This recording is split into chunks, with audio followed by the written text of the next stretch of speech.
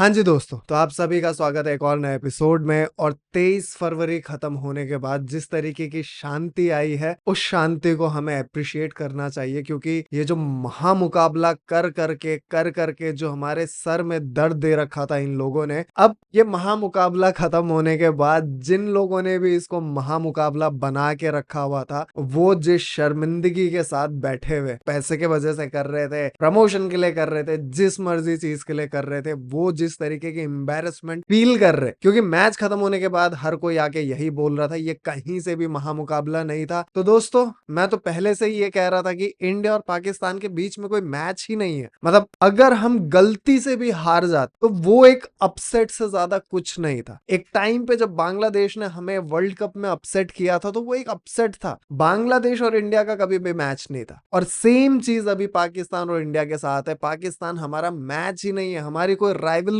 नहीं है उनसे। ये कैसी राइवलरी हुई कि हर बार कोई आता है और वो पिट के जाता है, उसके बाद भी वो कह रहा है कि महामुकाबला है, राइवलरी है, ग्रेटेस्ट राइवलरी है। ये कैसी राइवलरी है? पाकिस्तान के फैंस विराट कोहली की जर्सी पहन के आ रहे हैं, वो विराट कोहली के 100 को सेलिब्रेट कर रहे हैं, मैच के बीच में वो ग्राउंड छोड़ के जा रहे हैं, और जो वहां पे बैठे हुए वो पाकिस्तान की जर्सी हटा के वो इंडिया की जर्सी पहन रहे। ये कैसी राइवलरी हुई? राइवलरी इस तरीके की होनी चाहिए कि फैंस भिड़ जाएं, या फिर स्टेडियम के अंदर जो प्लेयर्स हैं उनमें कुछ फट्टे सट्टे हो, कुछ तो बहस हो, कुछ तो गर्मा गर्मी हो। और गर्मा गर्मी तो नहीं दिखी, लेकिन जिस तरीके की हरकत ये जो हुई थी, ये अबरार क्या इशारे कर रहा था ये गिल को। मतलब हमारा गिल जरा क्लीन शेव वगैरह क्या रहता है, ये कुछ अलग मतलब लेके चला गया यार। क्रिकेट जेंटलमैन्स गेम था, क्रिकेट में ये बहुत ही ज्यादा गलत है जिस तरीके के इशारे चल रहे थे। वसीम अकरम ने ये चीज कही थी कि किसी को आउट करने के बाद आप एग्रेशन दिखा रहे हो, या फिर आपने कोई एक्स्ट्रा ऑर्डिनरी परफॉर्मेंस दी, उसके बाद कोई सेलिब्रेशन कर रहे हो, वो फिर भी सही है। पर ये किस तरीके की सेलिब्रेशन है? ये सेलिब्रेशन से ज्यादा एम्बेरसमेंट है। तो आज के इस वीडियो में हम मैच के आफ्टर इफेक्ट्स के बारे में बात करेंगे, मैच के दिन पे क्या हुआ उसके बारे में भी बात करेंगे, थोड़ा सा रिवाइंड करके रिलिव करने की कोशिश करेंगे, क्योंकि मैं एज यूजुअल हमेशा की तरह लेट हूं, फिर भी एक डिफरेंट एस्पेक्ट, एक डिफरेंट ओपिनियन के साथ आया हूं। तो सूनर और लेटर मैं आप सभी को 1-2 दिन के अंदर ही एक न्यूज दूंगा, तो उस पर भी मैं काम कर रहा हूं। तो वो डेफिनेटली वो चीज हो जाने के बाद ये जो कंटिन्यूटी वाला जो इशू है ये पूरी तरीके से खत्म होगा। तो चलिए वीडियो को शुरू करते हैं, लेकिन उससे पहले प्रथा के अनुसार आप सभी को वीडियो को लाइक करना है, कमेंट करना है, और चैनल को सब्सक्राइब जरूर करना, और बेल नोटिफिकेशन को जरूर दबाएं ताकि आप तक वीडियो पहुंचे। तो चलिए शुरू कर। तो सबसे पहले तो एलिफेंट इन द रूम को एड्रेस कर लेते हैं, ये जो आईआईटी वाला बाबा है। तो बहुत टाइम से बहुत सारी चीजें हो रही है, और मैं इन सब चीजों पे बिल्कुल बात नहीं करता कि दुनिया में क्या हो रहा है, किसने क्या बोला है। मैं इन सब चीजों पे बिल्कुल रिएक्ट नहीं करता, और रिएक्शन मेरा बनता भी नहीं है, क्योंकि मैं इन लोगों को वैल्यू देता ही नहीं हूं। ये आईआईटी बाबा के नाम पे ये जो ढोंग मतलब चल रहा था महाकुंभ से, जहां से ये सब चीजें स्टार्ट हुई, मेरा एक स्ट्रॉन्ग ओपिनियन है महाकुंभ में जो चीजें हाईलाइट होनी चाहिए थी वो चीजें हाईलाइट हुई नहीं। वहां पे आईआईटी वाला बाबा निकल रहा है, कहीं मोनालिसा निकल रही, कहीं कुछ हो रहा है, कहीं कुछ हो रहा है, फालतू की चीजें ज्यादा निकल रही थी। और जो एक्चुअली में हमारा जो कल्चरल एस्पेक्ट है, हमारे जो वैल्यूज है, वो कहीं पे भी निकलता हुआ नहीं दिखा। ये बहुत ही डिसअपॉइंटिंग चीज है कि हमारा मीडिया या फिर हमारे इन्फ्लुएंसर जिस तरीके की चीजों को हाईलाइट करते, मतलब उसके पीछे का थॉट प्रोसेस क्या है, मैं उन चीजों को नहीं समझ पाता। ठीक है, आप ब्रेकिंग न्यूज देना चाहते हो, आप कुछ अलग हट के दुनिया को बताना चाहते हो, बट उसमें कहीं कोई वैल्यू हो। मतलब ये आईआईटी वाले बाबा को देख के इस पे मैं क्या ही बोलूं। मतलब पहले वीडियो से ऐसा लग रहा था ये मेंटली डिस्टर्ब्ड है, ये मतलब इंटॉक्सिकेटेड है, ये किसी तरीके के नशे के इन्फ्लुएंस में रहता है, ये सही स्टेबल माइंड से तो बात नहीं करता। ये क्लियर था, ये मेरे ओपिनियन में मुझे ऐसा लगता है कि ये मैंने जितने भी वीडियोस देखे हैं, जब कभी भी इसको सोशल मीडिया में देखा, मुझे ऐसी ही फीलिंग आई है कि ये कभी भी अपने होशो हवास में तो बात नहीं करता। और जब इसने ये बात की कि विराट कोहली से कह दो, पूरी इंडिया टीम से कह दो, एड़ी चोटी का जोर लगा दे, वो जीतेंगे नहीं, भगवान से बड़े हो गए, ये अपने आप को भगवान बोलने लग गया था। और पाकिस्तान के हारने के बाद अब ये आके बोल रहा है, इसके वीडियोस वायरल हो रहा है कि मैं तो कुछ भी बोलता रहता हूं, तुम लोग फालतू सीरियस ले रहे हो, जो कि एकदम सही है। वो अपनी जगह बिल्कुल सही बात कर रहा है कि मैं तो कुछ भी बोलता रहता हूं, तुम लोग सीरियस ले रहे हो। ये चीजें हमें समझनी पड़ेगी कि हम किसको देख रहे हैं, हम किसको शेयर कर रहे हैं। हम मजाक मजाक में भी लोगों को जितने शेयर दे देते, क्या वो सही है? मतलब इस तरीके के लोगों को बिल्कुल फर्क नहीं पड़ता कि उन्हें अब गाली दे रहे हो या फिर उन्हें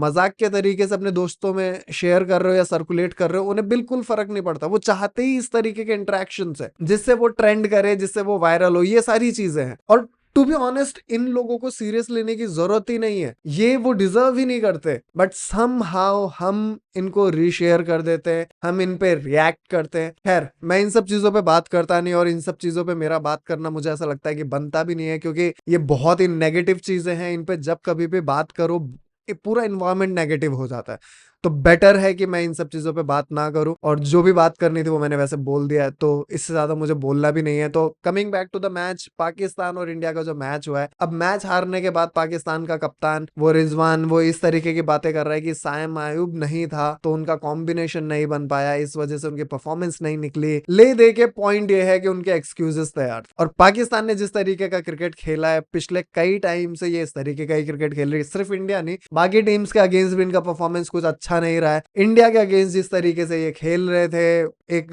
मैंने वीडियो देखा था जिसपे पाकिस्तान के फैंस ये कह रहे थे कि बाउंड्री से वो कुलदीप को बोल रहे थे कि यार थोड़ा सा रहम कर दो, हमारे बैट्समैन को मारने दो। तो कुलदीप ने पलट के जवाब दिया था कि अपने प्लेयर्स को बोलो थोड़ा दिल से खेले, थोड़ा मारने वारने की कोशिश करे, कुछ तो करे। और ऑनेस्टली जिस तरीके की पाकिस्तान की बैटिंग चल रही थी, बाबर और इमाम का विकेट गिरने के बाद रिजवान और साउथ शकील, ये दोनों जिस तरीके की बैटिंग कर रहे थे, इन्होंने ओडीआई में टेस्ट मैच ला दिया था। और पिछले वीडियो में जब मैंने कहा था कि इंडिया की जो एक्चुअल प्रॉब्लम है वो विराट कोहली का फॉर्म या बाकी प्लेयर्स का फॉर्म नहीं है, हमारा जो एक्चुअल प्रॉब्लम है वो एक फील्डिंग का। वो पाकिस्तान वाले मैच में भी देखा, कुलदीप यादव से कैच छूटा, हर्षित राणा से कैच छूटा, वो डेफिनेटली हाफ चांसेस है, लेकिन हमारा जो स्टैंडर्ड है वो बहुत हाई है। तो इस तरीके के कैचेस हर्षित राणा से एक्सपेक्ट कर सकते हैं। एक यंग प्लेयर है, बेटर फील्डिंग की एक्सपेक्टेशन रखते हैं हम। कुलदीप यादव से बेटर फील्डिंग की एक्सपेक्टेशन रखते हैं। अभी ये लोग यंग है तो डेफिनेटली ये कैचेस पकड़े जाने चाहिए थे। ऑन द सेम टाइम हमारा जो दूसरा प्रॉब्लम है वो ये था कि बांग्लादेश का अगेंस्ट जो मैच हमने खेला था, उसमें जब रोहित शर्मा आउट होके गए थे, उस टाइम पे 6 साढ़े 6 का रन रेट चल रहा था 1 से 10 ओवर के बीच में, और 11 से 20 ओवर के बीच में हम सीधे 3.5 के रन रेट पे थे, जो कि पाकिस्तान वाले मैच में ऐसा नहीं हुआ। पाकिस्तान वाले मैच में हम 5 साढ़े 5 के रन रेट पे चल रहे थे। तो ये चीजें हमें चाहिए। और इससे पहले भी ऑस्ट्रेलिया और इंग्लैंड का जो मैच हुआ था, जिसमें ऑस्ट्रेलिया ने 340 समथिंग चेस कर दिया था, जहां पे जॉश इंग्लिश पागल हो गया था, उसने जिस तरीके की इनिंग खेली है। और ऑस्ट्रेलिया में 2 विकेट कीपर्स ने पूरा मैच बदला था। एलेक्स कैरी ने फील्डिंग से सबसे पहले तो मैच बदला, जिस तरीके का कैच फिल सॉल्ट का लिया था, कमाल का कैच था। उसके बाद एक कैच लिया था उसने हैरी ब्रुक का लिया था, कमाल की फील्डिंग। और उसके बाद जब बैटिंग करने आया ऑस्ट्रेलिया की तरफ, 2 विकेट कीपर खेल रहे थे, एलेक्स कैरी और जॉश इंग्लिश। इन दोनों ने पूरे मैच को बदल के रखा था। स्टीव स्मिथ नहीं चला, ट्रेविस हेड नहीं चला, बट इन्होंने जिस ईज के साथ चेज किया, ऐसा भी नहीं है कि लास्ट बॉल तक मैच गया। इनके पास पड़ा था कुछ 2.5 ओवर से ज्यादा पड़ा था, 48.2 या 3 बॉल पे इन्होंने मैच को खत्म किया था। कमाल का खेला था। तो उसमें पहले 10 ओवर में 7 का रन रेट था, फिर 11 से 20 में 5.45 5.55 इस तरीके का रन रेट था। उसके बाद फिर 6 फिर लास्ट में सीधा 8.5 9। तो इस तरीके से उन्होंने रन को चेस किया था। ओडीआई में बेस्ट एफर्ट हमारे बैट्समैन की तरफ से यही हो सकता है कि रन रेट को 4.5 के नीचे ना गिरने दे। ओडीआई क्रिकेट अब इस तरीके से ही चल रहा है। जो भी टीम अच्छा परफॉर्म करती है वो इस तरीके से ही खेलती है कि विकेट गिरने के बाद भी वो अपने रन रेट को 4.5 के नीचे ना जाने दे। और इस मैच में विराट कोहली ने जिस तरीके का कमबैक किया, 82nd 100 स्कोर किया, 51 नंबर की ओडीआई सेंचुरी है उनकी, 14,000 रन, फास्टेस्ट 14,000 रन पूरे किए। और विराट कोहली के लिए जितने खुश हम थे, उतने ही खुश पाकिस्तान के फैंस थे। पाकिस्तान में क्रिकेट का जनाजा इस तरीके से निकला है कि अब मैच खत्म होने के बाद जिस तरीके से पाकिस्तान के एक्स क्रिकेटर्स या फिर पाकिस्तान के क्रिकेट फैंस जिस तरीके से बातें कर रहे हैं, ऑनेस्टली ह्यूमन लेवल पे अगर देखे तो बहुत तरस आ रहा है। बट कंसीडरिंग द सर्कमस्टांसेस, किस तरीके के रिलेशन है इन दोनों कंट्रीज के बीच में, क्या हमारे हिस्ट्री रही है, बिल्कुल तरस नहीं आ रहा। बल्कि मैं तो ये कहता हूं कि हमने बहुत ही रहम करके खेला। श्रेयस अय्यर ने आके पोस्ट मैच इंटरव्यू में कहा था कि हम इस मैच को आराम से 5 ओवर पहले खत्म कर सकते हैं, और डेफिनेटली 5 ओवर पहले खत्म कर सकते थे। As a Virat Kohli fan, Virat Kohli की सेंचुरी हो गई, अब वेल डिजर्व सेंचुरी थी, मजा बहुत आया। विराट कोहली का फॉर्म वापस आया और इंडियन क्रिकेट फैंस के लिए ये बहुत अच्छी चीज है। बट अगर मैं इसको क्रिटिक की तरह देखूं, मतलब एज अ फैन, तो डेफिनेटली मैंने बहुत एंजॉय किया। और मैच हम ही जीत रहे थे, तो विराट कोहली की सेंचुरी बन गई, हम 5 ओवर बाद जीते, इसमें कोई फर्क नहीं पड़ता। लेकिन अगर मैं क्रिटिक की तरह देखूं तो ये एक स्टेटमेंट देने वाला टाइम था हमारा, हम एक स्टेटमेंट दे सकते थे। मतलब जब मैं यहां बैठ के बात कर रहा हूं तो मैं सिर्फ एज अ फैन नहीं बात कर सकता, मुझे एक क्रिटिकल व्यू पॉइंट भी रखना पड़ेगा। तो अगर उस क्रिटिकल व्यू पॉइंट से मैं देखूं, श्रेयस अय्यर भी जिस तरीके से खेल रहे थे वो भी काइंड ऑफ मेक श्योर कर रहे थे कि विराट कोहली की सेंचुरी बन जाए, एक कैलकुलेशन चल रहा था उनके दिमाग में भी, वो दिख रहा था, वो मुझे पर्सनली तो दिख रहा था। उसके बाद जब हार्दिक पांड्या आया, अंबती रायडू भी वहां पे जब कमेंट्री कर रहा था, उसने ये चीज बोला कि शुक्र है कि वहां पे श्रेयस अय्यर है, अगर हार्दिक पांड्या होते तो ये सेंचुरी नहीं हो पाती। तो ये वाली बात ना अब हार्दिक पांड्या के लिए बहुत क्लियर लगती है। और अगर मेरा ओपिनियन पर्सनली पूछे तो मेरे लिए Hardik Pandya player of the match थे। और क्यों थे उसके पीछे का रीजन है, हार्दिक पांड्या हमारा मेन स्ट्रीम बॉलर नहीं है। हर्षित राणा और शमी के होने के बाद पहला ब्रेक थ्रू हार्दिक पांड्या ने दिलाया, बाबर आजम को आउट किया, उसके बाद साउथ शकील को आउट किया और एक कैच भी उसकी बॉल पे छूटा था। अदरवाइज उस बंदे ने कुछ 8 ओवर कराए थे, उसमें 3.68 3.98 के इकोनॉमी से बॉलिंग कराई है, 2 विकेट लिए और कमाल की बॉलिंग। मेन स्ट्रीम बॉलर ना होने के बाद भी, एक ऑलराउंडर होने के बाद जिस तरीके का इंपैक्ट रहा है हार्दिक पांड्या का 2023 के वर्ल्ड कप पे, चाहे ले लो चाहे अब बात करो। और हार्दिक पांड्या आईसीसी टूर्नामेंट्स में, आईसीसी इवेंट्स में पाकिस्तान के अगेंस्ट हाईएस्ट विकेट टेकर बन गए, 14 विकेट लिए हार्दिक पांड्या ने। और बुमराह ने नहीं लिए, शमी ने नहीं लिए, कुलदीप ने नहीं लिए, हार्दिक पांड्या ने लिए। तो ये एक अचीवमेंट है हार्दिक पांड्या के लिए। और जब बैटिंग करने आया, हार्दिक पांड्या की बैटिंग में एक चीज बहुत अच्छी थी। अगर हार्दिक पांड्या को यह मैसेज दिया गया है कि हार्दिक पांड्या को एक टीम प्लेयर की तरह खेलना है, टीम फर्स्ट की तरह खेलना है, तो वो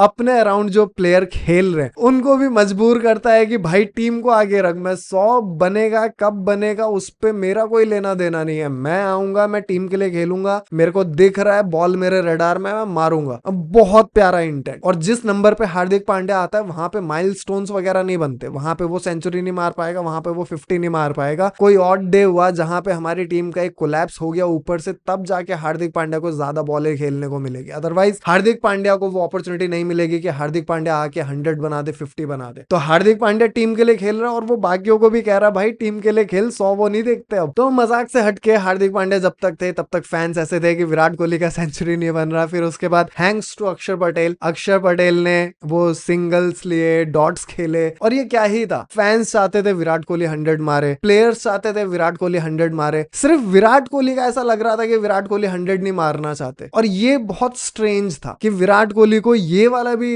एक कंसर्न उनके दिमाग में होगा, बैक ऑफ द माइंड ये चीज चल रही होगी कि अगर वो वहां पे सिंगल लेते, डबल मना कर देते, तो ट्विटर पे कुछ लोग आके ये जरूर बोलते कि सेल्फिश इनिंग है, 100 के लिए खेल रहा है, माइलस्टोन के लिए खेल रहा है। ये चीज डेफिनेटली उनके दिमाग में होगी। यही रीजन है कि विराट कोहली वो डबल लेने की कोशिश कर रहे थे। ये 2023 के वर्ल्ड कप में भी हुआ था, जब केएल राहुल ने कहा था कि विराट कोहली ने कहा था कि डबल लेना चाहिए, बट केएल राहुल ने कहा कि हम एक विनिंग पोजीशन में, आप अपना माइलस्टोन पूरा करो। बट उसमें भी बहुत लोगों को दिक्कत थी, ट्विटर पे जिस तरीके की आके बातें हो रही थी। ये चीजें हमें समझने की जरूरत है, हम हमारे प्लेयर्स के बारे में किस तरीके से सोशल मीडिया पे बात करते हैं, ये चीजें सोचने की जरूरत है, किसके बारे में बोल रहे हैं, कहाँ पे बोल रहे हैं, कितना बोल रहे हैं। तो इन चीजों को जरा ध्यान देने की जरूरत है। बीइंग अ फैन हमें एक सेंसिबल फैन होने की जरूरत है। और एक पॉइंट के बारे में मैं बात करूंगा कि पाकिस्तानी लोग जो इतना बवाल मचा रहे थे कि पाकिस्तान का नाम यहाँ चाहिए, पाकिस्तान का नाम वहां चाहिए, उन्हें हमने बहुत गलत समझा। अब हाइंडसाइट में अगर हम देख रहे हैं कि इंडिया पाकिस्तान का मैच भी हो गया, पाकिस्तान हार गया, और न्यूजीलैंड और बांग्लादेश का भी मैच हो गया है, उस पर भी मैं वीडियो बनाऊंगा। आज मैं 2 वीडियो डालने वाला हूं, तो न्यूजीलैंड और बांग्लादेश को भी मैं कवर करूंगा दूसरे वीडियो में। तो आज क्लियर हो गया है कि न्यूजीलैंड और इंडिया क्वालिफाई कर गए और पाकिस्तान और बांग्लादेश एलिमिनेट हो चुके। तो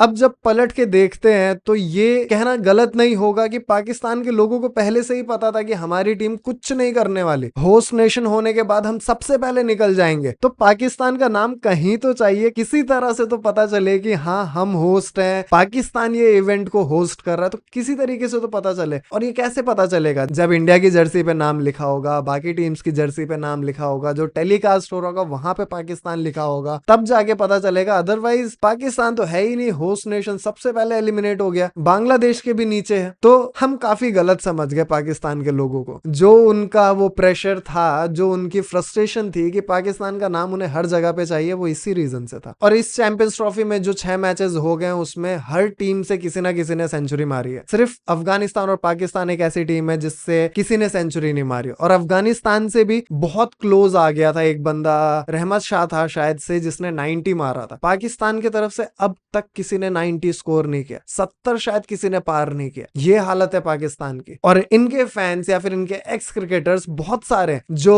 बाबर को किंग कहते थे, शाहीन को ईगल कहते थे, हारिश रौफ इनका मतलब ऐसा प्रीमियम पेस अटैक था। और श्रेयस अय्यर को 2023 के वर्ल्ड कप में शायद से इसने, जब उसने श्रेयस अय्यर ने डिफेंस किया था, इसने पलट के बॉल फेंका था। इस बार नहीं फेंका। इस बार श्रेयस अय्यर ने जिस तरीके से पुल शॉट खेला है, इस बार नहीं हुई औकात। वैसे इंडिया ने डोमिनेट किया, लेकिन और रगड़ सकती थी। आप लोगों को क्या लगता है? और पाकिस्तान के मैच के बाद अक्षर पटेल को बेस्ट फील्डर का अवार्ड मिला है। बांग्लादेश वाले मैच में केएल राहुल को मिला था। और अक्षर पटेल जिस तरीके से ऑल राउंड परफॉर्मेंस दे रहा है, पाकिस्तान वाले मैच में 2 विकेट लिए, इकोनॉमी अच्छी थी, 4 पॉइंट समथिंग का था, 2 रन आउट किए, और कमाल का इंपैक्ट रहा है पूरे मैच। हार्दिक पांड्या ने सबसे पहले बाबर का ब्रेक थ्रू दिलाया था, उसके बाद इमामुल हक को उसने, अक्षर पटेल ने रन आउट किया था, कमाल का रन आउट था। और हमारे कमेंटेटर्स भी जिस तरीके से मजे ले रहे थे, कुछ तो रनिंग वाला था कि इंजमाम भी सबसे ज्यादा रन आउट होता था, और इमाम उसी सेम फैमिली का है तो इनके डीएनए में रन आउट रन करता है। तो गवस्कर ने कहा था कि ये तो हो ही नहीं सकता क्योंकि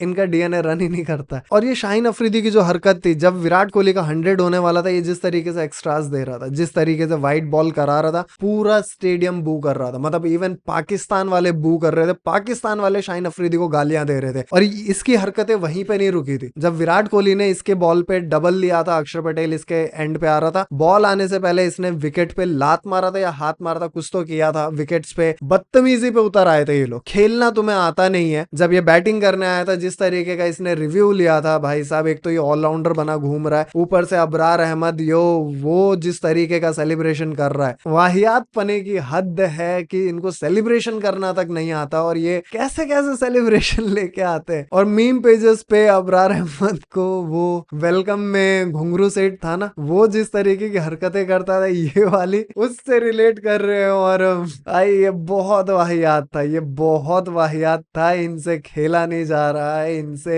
यार क्रिकेट बहुत गिरीवी खेल रहे, कम से कम हरकतें गिरीवी ना करे, कम से कम इतनी अकल इनको कोई दे, कुछ तो डिग्निटी रखे, हार में भी कुछ तो डिग्निटी रखे। मतलब हर तरफ से जलील होके जाना है, खेल के तो तुम जलील हो ही रहे हो, अपनी हरकतें भी जलील वाली कर रहे हो। तो सारे इंडियन फैंस को बधाई। अब हम सेमीफाइनल में पहुंच गए हैं। सेमीफाइनल से पहले हमारा न्यूजीलैंड के साथ मैच है, जो कि टफ कंपटीशन होने वाला है, क्योंकि जिस तरीके से न्यूजीलैंड खेल रहा है, आज रचिन रविंद्र ने 100 मारा, और इनके स्पिनर्स जिस तरीके से बॉलिंग करा रहे, वो ब्रेसवेल, उसने 10 ओवर में सिर्फ 26 रन दिए और 4 विकेट लिए। तो न्यूजीलैंड जिस तरीके से खेल रहा है, बैटिंग में, बॉलिंग में, पूरी टीम उनकी फॉर्म में दिख रही है। उनके पास भी सेम तरीके की प्रॉब्लम है। आज डैरल मिचेल नहीं खेल रहा था, बट वो फिट होके आएगा तो वो किसको बाहर निकालेंगे? रचिन रविंद्र 4 नंबर पे बैटिंग करने आया था। वहां साउथ अफ्रीका और ऑस्ट्रेलिया का मैच बहुत अच्छा होने वाला है। तो ले दे के ग्रुप ए से हमें 2 सेमीफाइनलिस्ट मिल चुके हैं, इंडिया और न्यूजीलैंड। बट आने वाले मैचेस किस तरीके से होंगे, इंडिया और न्यूजीलैंड फर्स्ट और सेकंड पोजीशन के लिए खेलने वाले, तो लेट्स सी इन दोनों टीम्स के बीच में किस तरीके का मैच होता है। और दुबई में मैच होगा, वहां पे स्पिनर्स को असिस्टेंस मिलेगा, और न्यूजीलैंड वाले स्पिनर्स वो कमाल कर रहे हैं। तो लेट्स सी आने वाले मैचेस में क्या होता है। आज के वीडियो के लिए इतना ही। तो जाने से पहले मैं आप सभी को 2 ही मैसेज का छोड़ के जाना चाहूंगा। हमारे आसपास बहुत से ऐसे जानवर है जिनको हमारी जरूरत है, तो अगर वो आपके पास, आपके घर के आसपास आते तो प्लीज उन्हें भगाए नहीं, और हो सके तो उन्हें थोड़ा सा खाना, थोड़ा पानी, थोड़ा प्यार जरूर दे। इससे उनकी बहुत हेल्प होती है। और अपने घर के आसपास और अंदर पेड़ जरूर लगाए। तो आज के वीडियो के लिए इतना ही। वीडियो अच्छा लगा हो तो वीडियो को लाइक करे, कमेंट करे, चैनल को सब्सक्राइब जरूर करें। अब हम मिलेंगे नेक्स्ट वीडियो में, तब तक के लिए bye, take care, peace out.